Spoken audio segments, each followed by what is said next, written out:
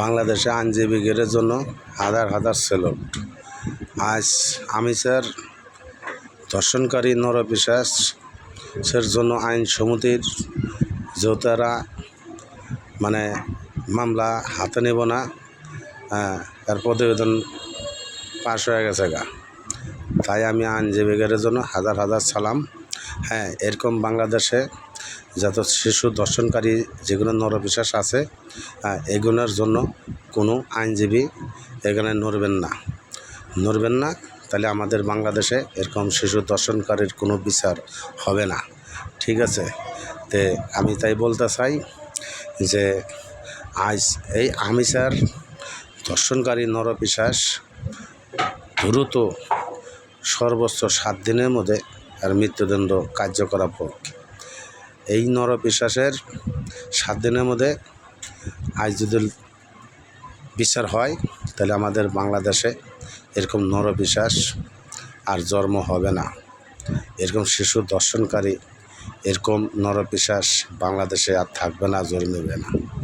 তাই আমি বলতে চাই অতি তাড়াতাড়ি আর মৃত্যুদণ্ড কার্যকর হোক।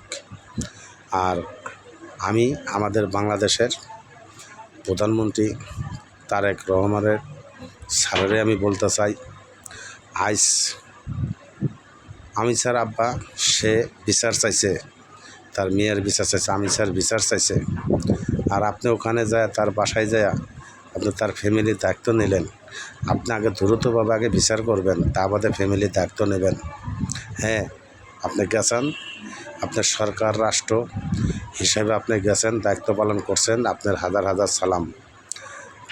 তাই আমি বলতে চাই আপনারে, যেরকম আরও ঘটনা যাতে আর না হয় আমাদের বাংলাদেশে, দ্রুত এই নরপিশাচ 7 দিনের ভিতরে, সে নিজে খুনি, সে নিজে শিকার হয়েছে, জবানবন্দি দিছে, তার কোনো এই বাংলাদেশের সময়ের অপেক্ষা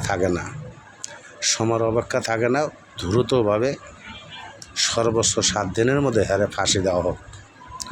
তাহলে আজ এই বাংলাদেশে এরকম বিচার যদি হয়, এই নরপিশাচের ভিতরে যদি এরকম আর বিচার হয় দ্রুতভাবে, তাহলে আমাদের এই বাংলাদেশে আর এই নরপিশাচ, এই শিশু ধর্ষণকারী আমাদের বাংলাদেশে আর জন্মিবে না। তাই আমি বাংলাদেশের সরকারের বারে আহ্বান করি, অতি দ্রুতভাবে এরে ফাঁসি কার্যকর করেন। আমাদের বাংলাদেশে জানি এরকম নরপিশাচ যাতে না হয়। আসসালামু আলাইকুম।